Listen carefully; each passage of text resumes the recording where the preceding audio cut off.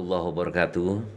TVRI Sumatera Selatan melalui podcast Harmoni kembali menjumpai Anda. Pemirsa TVRI dan khususnya pemirsa podcast Harmoni. Tanggal 10 April 2025 merupakan hari yang sangat berduka bagi Indonesia. Karena di hari itu sekira pukul 16:32 waktu Indonesia Barat, itu dalam catatan saya ketika saya menerima informasi. Seorang penyanyi legend, multi talent di tanah air, bahkan mantan Presiden Bapak Susilo Bambang Yudhoyono menyarankan agar talent yang satu ini diberikan predikat pahlawan budaya Indonesia. Eyang Titiek Puspa meninggal dunia pada usia 87 tahun. Ini sangat berduka bagi kita, bukan saja bagi generasi sekarang Gen Z dan juga generasi-generasi lain. Terutama generasi yang memang pernah bersentuhan langsung, berkomunikasi langsung dengan almarhumah. Salah satunya adalah narasumber kami di podcast Harmoni ini, dia adalah Monica Elizabeth, pelaku seni di tahun 86-an kalau tidak salah saya catat. Bahkan sebelum dari situ beliau sudah terjun ke dunia tarik suara ketika beliau SD, bahkan SMP, dan sempat juga di tahun 86 menorehkan prestasi yang sangat membanggakan bagi wilayah Sumatera Selatan. Beliau adalah juara dua ya di Bintang Radio Televisi kategori genre seriosa. Kita sambut kehadiran beliau, Monica Elizabeth Lisa Boni. Selamat sore. Sore kakak. Apa kabar? Baik kak. Anda seperti tidak berubah di tahun dulu sampai sekarang ya, tetap senyum, smile-nya itu yang tidak bisa dirubah dari Anda ini. Tetap berkarya, tetap eksis di dunia musik? Masih kak. Masih sampai sekarang. Sampai sekarang. Di mana sekarang? Saya membantu teman di Kedai Gending kak. Di Kedai Gending. Iya, Jalan Meruslan. Itu yang menunya tarian semua ya? Atau ada pempek misalnya? Tidak, itu ada pempek, ada martabak, atau ada jualannya kak. Ada nasi goreng. Oh, kukira itu Kedai Gending itu bukan menu makanannya kuku ya, ada ini. Nama kafe. Tari tangga ya, Gending. Kafe ya? Kafe kak. Nyanyi. Tembang-tembang lawas tetap nyanyikan? Tetap kak. Lagu-lagu sekarang tetap aja ya? Ada lagu-lagu baru ya? iya. Oke. Lisa, saya juga mencatat Anda adalah salah seorang yang pernah ya katakanlah bertemu langsung, bahkan mengingat pesan almarhumah Titiek Puspa. Nah, ketika baru kali pertama Anda mendengar kabar itu, bagaimana perasaan Anda? Ada rasa sedih, tidak percaya kalau Oma Titiek itu meninggal kak. Kenapa tidak percaya? Karena dia tidak pernah menunjukkan kalau dia rasa sakit gitu. Atau yang dideritanya apa, karena dia selalu bergembira, aku lihat dari wajahnya. Tidak pernah dia melampiaskan dia itu murung atau dia ada penyakit yang kronis, itu tidak pernah aku lihat kak. Titiek Puspa di mata Anda tuh siapa sebenarnya selain dia penyanyi? Dia itu kak seorang ibu, eyang yang memberikan semangat kepada kita semua yang anak muda maupun kita semua yang ada di dunia musik ini, bahwa dia yang memproklamirkan kalau dia itu ibu dari generasi untuk muda ini, penerus musik Indonesia yang ada di Indonesia ini. Pernah ketemu dengan beliau? Saya pernah ketemu tahun 2008 kak. Apa yang paling berkesan dalam pertemuan itu? Berkesan dengan cara dia bicara, suara dia yang khas. Gitu ya? Iya kak. Terus karya-karya beliau. Karya-karyanya. Yang paling berkesan apa karya beliau? Lagu cinta kak. Oh, lagu cinta. Iya. Lagu cinta itu pernah dipopulerkan oleh Edi Silitonga kalau tidak salah. Betul. Dan Bimbo juga ya?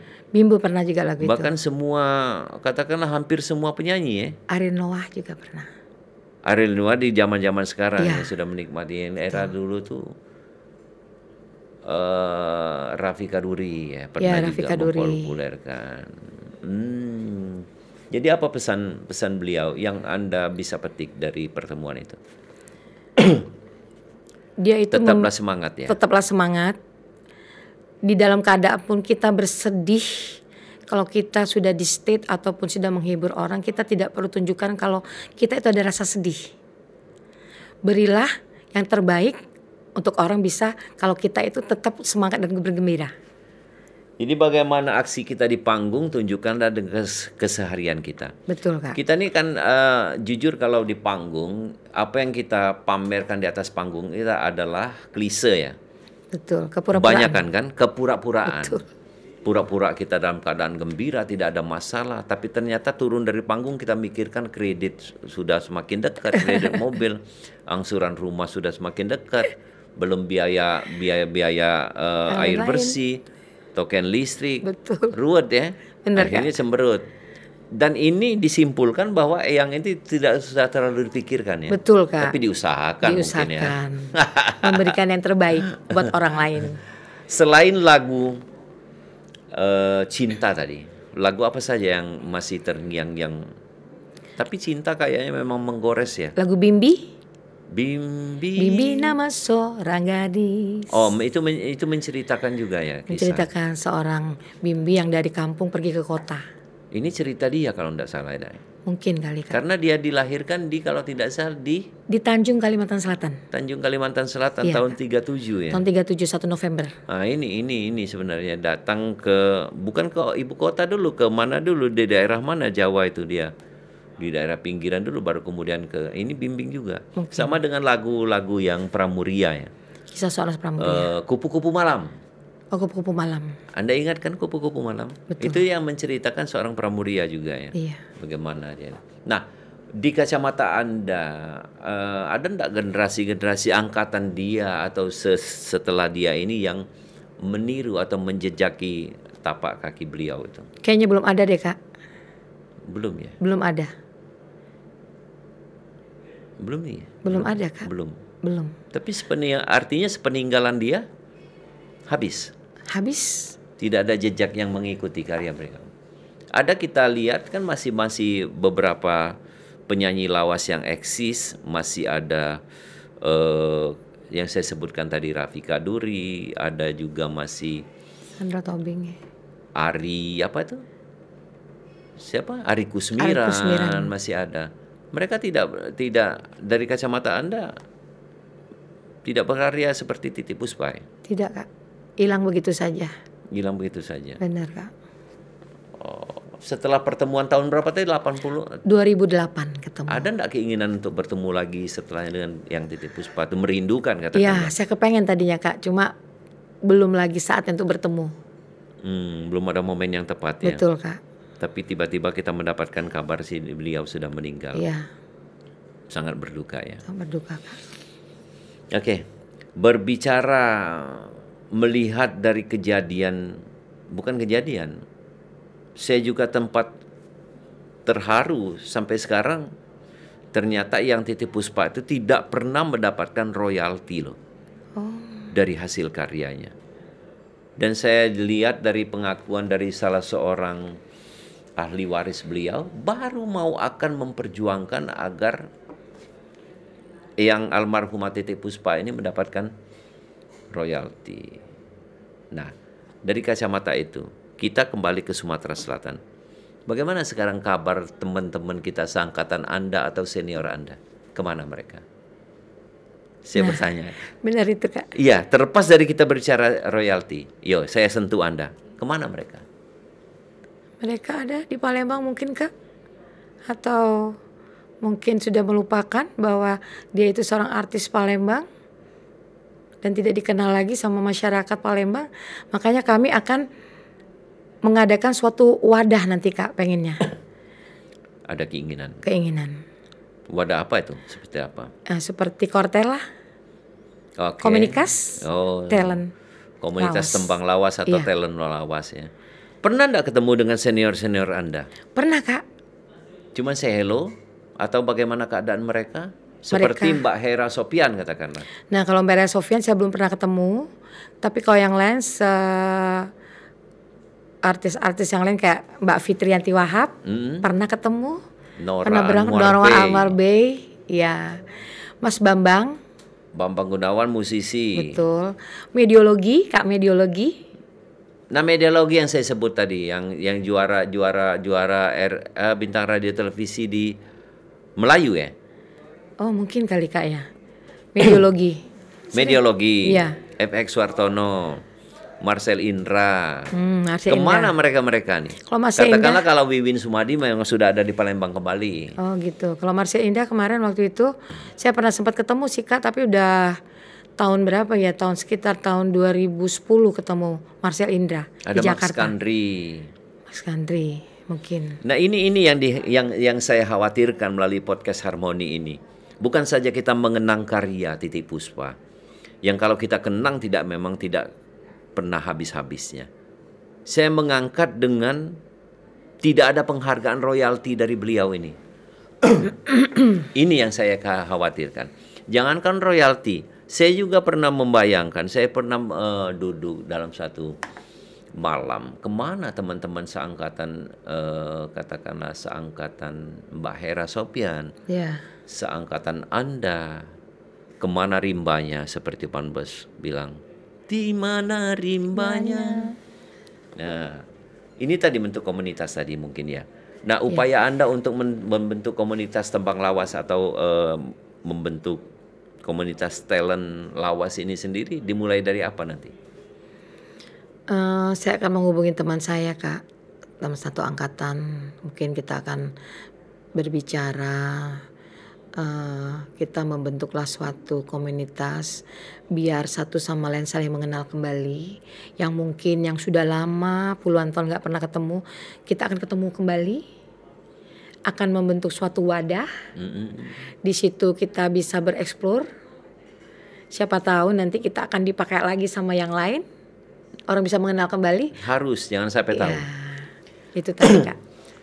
Harus memberi manfaat. Seperti Eyang Titiek Puspa tadi berpesan. Yuk kita harus tetap semangat, jangan menunjukkan kesedihan, harus terus memberikan manfaat. Eyang kan terakhir bilang, ya Tuhan, Eyang bilang, kalau aku memang tidak bisa lagi memberi manfaat bagi masyarakat, silakan aku kembalikan kepadamu. Silakan ambil nyawaku. Ini Eyang loh, pesan Eyang. Berarti secara kalau kita ambil benang merah atau kita tarik dari kesimpulan pesan yang pernah disampaikan ke Lisa bahwa kita harus semangat, smile tidak pernah lepas. Artinya itu tadi, kita harus terus memberikan manfaat. Lalu kita kembali ke karya. Karya beliau ini dari kacamata Anda bermanfaatkah untuk penyanyi-penyanyi ini? Bermanfaat Kak. Bermanfaat sekali. Dari sisi mana misalnya? Materi? Dari sisi materi. Mereka dari sisi lagu tersebut. Ya. Banyak yang kita ambil makna dari materi misalnya ketika menyanyikan lagu itu banyak sawer yang datang. Nah, iya Kak. Lagu lawas itu banyak disawer sama orang Kak yang menyenangin. Gitu. Karena itu tetap abadi. Tapi tidak semua penyanyi yang bisakan lagu-lagu tembang kenangan itu. Nah, ini yang saya garis bawah ini. Tembang kenangan itu indah ketika dinikmati, sulit untuk dinyanyikan. Benarkah ini? Betul Kak. Kenapa? Betul sekali. Karena kalau tembang kenangan ini kayaknya abadi selamanya lagu tersebut Kak.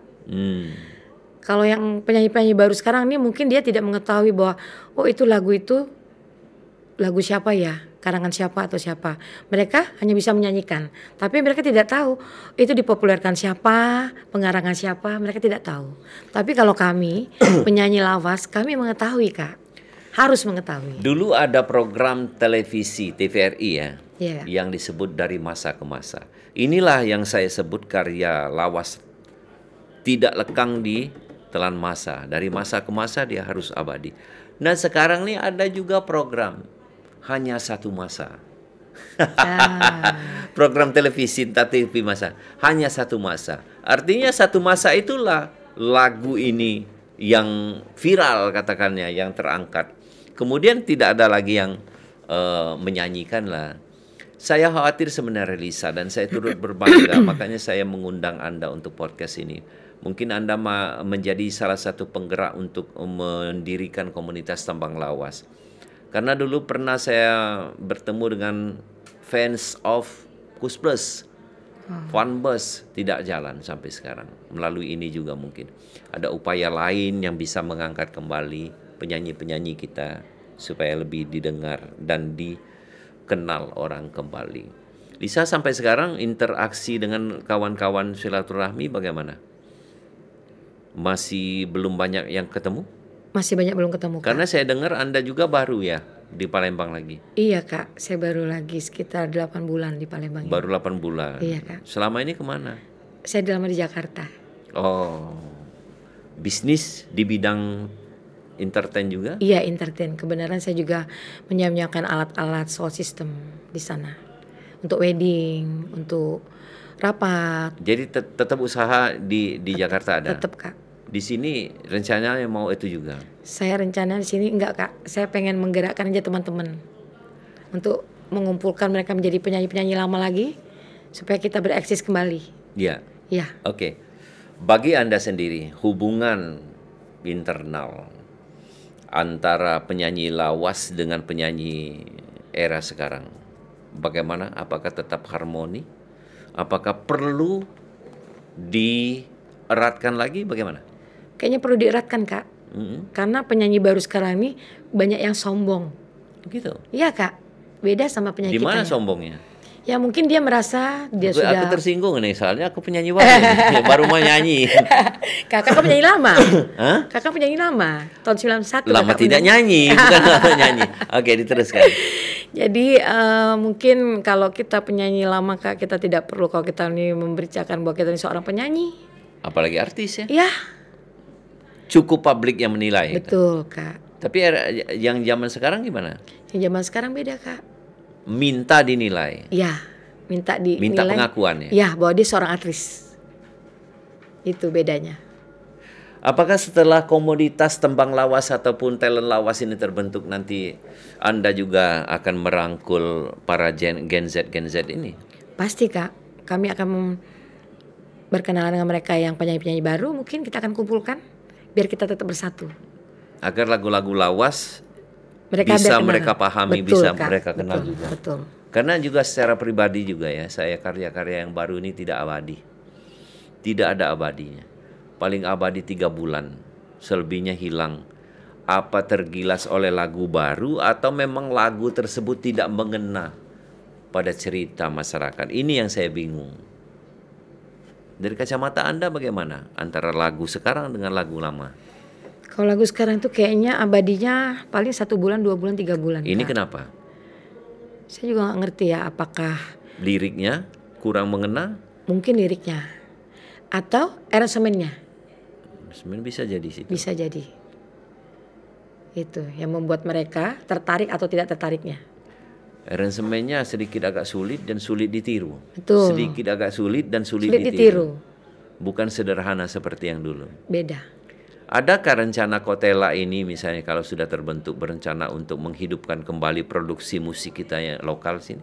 Insya Allah, Kak, mudah-mudahan, Kak. Dulu kan kita sempat merajai pasar musik bahkan nasional ya. Kita menjadi tuan rumah di negeri sendiri di era Karel Simon ya. Benar? Iya, betul, Ingat Kak. enggak dulu? Ada Ingat, Golden Kak. Wing. Karisma. Kemudian Anda ada kabarnya juga orang tua Anda juara Seriosa, Kak. Seriosa. Iya, juara 2. Siapa Pak Boni? Pak Bonifasius Tagalung. Iya, yang seangkatan dengan siapa? Mantri Hamid. Menteri Hamid ya. Iya. Nah, iya, di era-era itu kan berjaya musik kita. Ada katakanlah di sana ada Black Brothers segala macam, Palembang ada Golden Wing. Bahkan ada Panbes dulu dari sini sebenarnya, sebelum mereka tuh Panbes ini ke Surabaya baru kemudian ke nasional. Nah, ini bisa enggak dihidupkan kembali para talent-talent lawas seperti Anda dan lain-lain ini? Kira-kira. Saya kira bisa, Kak, kalau kita tetap bersatu untuk menghidupkan kembali lagu-lagu Pambers, Kus Plus. Aku rasa bisa, Kak. Iya. Karena ini medianya TVRI ini untuk kalian loh. TVRI ini TV publik. Jadi silakan manfaatkan hal-hal yang positif. Para talent juga yang lain-lain juga ya. Silakan kami memberikan ruang lah untuk Anda yang ingin berkarya. Oke, terpanggil enggak nih?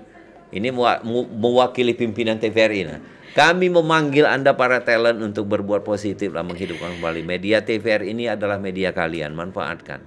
Jangan dijual. Sertifikatnya ada di negara, bukan di aku.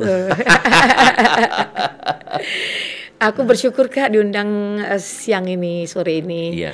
Untuk supaya siapa tahu kita yang tadinya tidak pernah mengenal satu sama lain sekarang mengenal kembali artis Palembang.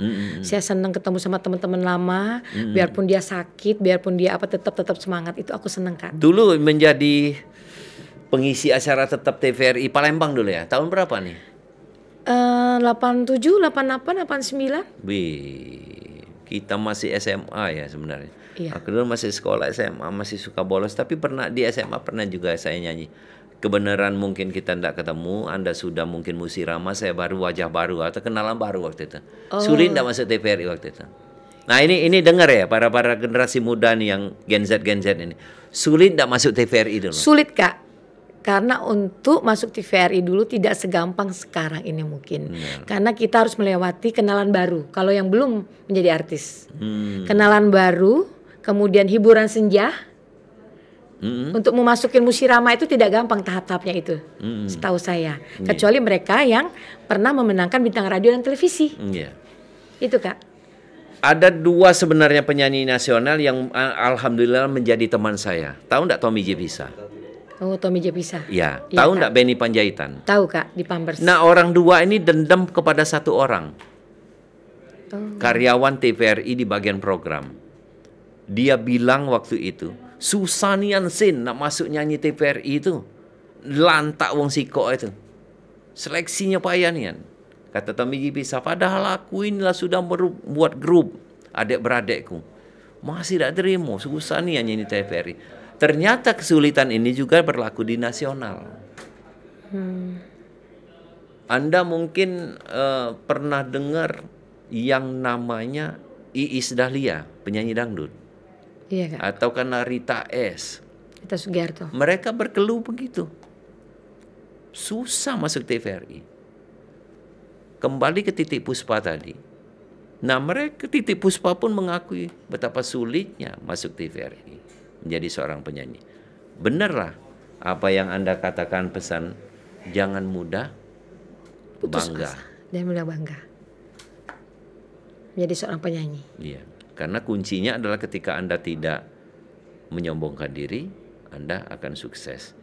Dulu Anda sempat selain di TVRI di mana saja nih pengalaman ini? Aku korek sedikit. Aku pernah nyanyi Kak dulu Kak di Hotel Sehati zaman dulu. Sehati itu di Kapten Rifai ya? Sehati itu di Talang Semut Kak. Oh Talang Semut. Topas. Kapten Rifai Dua Hati ya? Dua Hati. Ada juga Kapten Rifai itu pernah Kak Gajah Mada. Oh di Gajah Mada. Iya, Gajah Mada. Dulu sempat ada biliarnya ya. Betul Kak. Okay. Kan di atas itu kan ada tuh, tapi itu spesial dangdut ya. Iya kabarnya. Ya kabarnya Lisa joget aja enggak nyanyi sana. Aku nyanyi. Kemudian ada satu hotel Swarna Dwipa juga pernah. Iya, Swarna Dwipa pernah. Sanjaya ya. Hotel Sanjaya, Swarna Dwipa, kemudian Hotel King Kak dulu zaman dulu. Oh King di Kuala Naratmo. Iya, terus Hotel Lembang. Terakhir aku sama Hanani itu di Princess. Oh ya Hanani yang di Bang Sumsel. Iya Kak, betul. Kabarnya udah pensiun juga mereka. Iya, seangkatan sama aku Kak. Nah ini harus Anda cari ini Hanani. Siapa lagi satunya tuh? Yang masih saudaranya? Yang istrinya Nabila? Ya. Ya. Mereka harus ya, Anda Anda rangkul juga nih. Harus saya temenin si kembali. Nabila kemana itu? Nabila masih ada Kak? Nabila Muti Tihau itu. Nabila masih di BRI Kak. Masih Kak, aktif. masih aktif. Iis Wesri Emping kemana? Iis Emping saya belum pernah ketemu kembali. Jadi melalui podcast Harmoni ini ya kita berharapkan apa yang menjadi keinginan Lisa Boni ini sendiri bisa terwujud ya. Saya kasih target berapa? Mau kasih target enggak berapa bulan harus terbentuk ini? Ya kalau bisa 3 bulan ini Kak.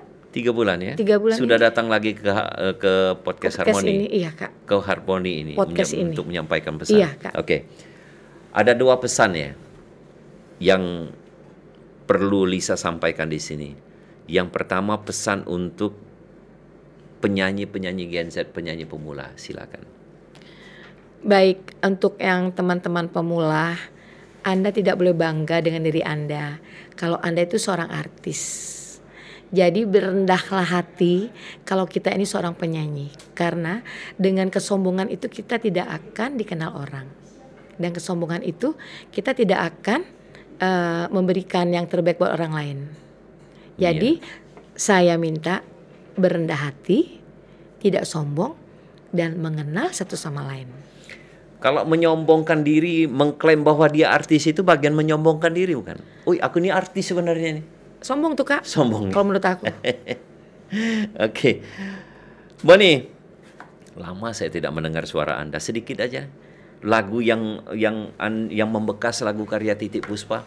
Mungkin sedikit aja. Tapi jangan larut loh. Iya. Silakan. Lagu apa? Lagu cinta Kak ya. Oh, cinta ya? Cinta Kak ya. Yang membekas ya? Yang membekas. Oke, silakan.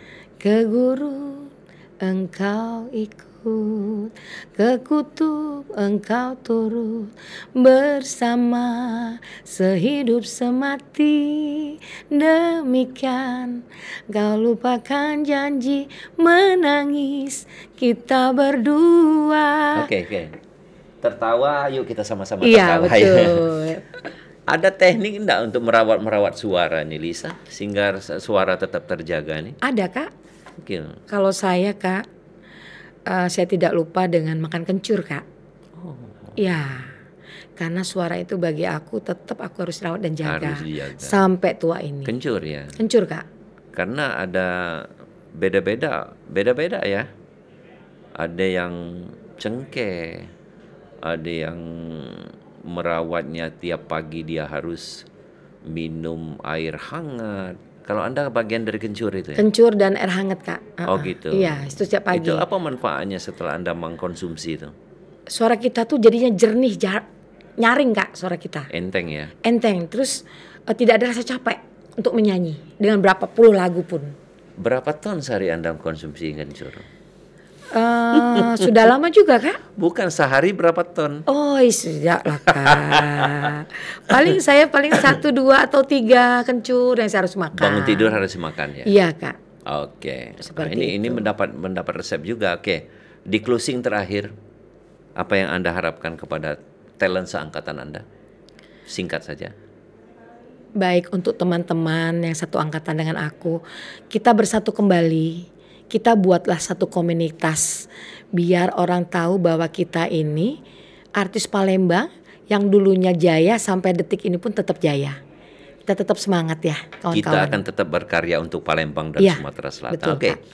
Lisa mengajak Anda semua para talent sangkatan beliau bahkan senior beliau, dan saya juga mengetuk hati Mbak Hera Sopian dari sini. Yuk bangkitkan kembali adik-adikmu untuk lebih berkarya lagi, mengangkat kembali Sumatera Selatan khususnya Palembang. Terima kasih Lisa sudah hadir di Podcast Harmoni. Sama-sama Kakak. Terima kasih pemirsa sudah bersama kami selama 30 menit. Wassalamualaikum warahmatullahi wabarakatuh. Sampai jumpa.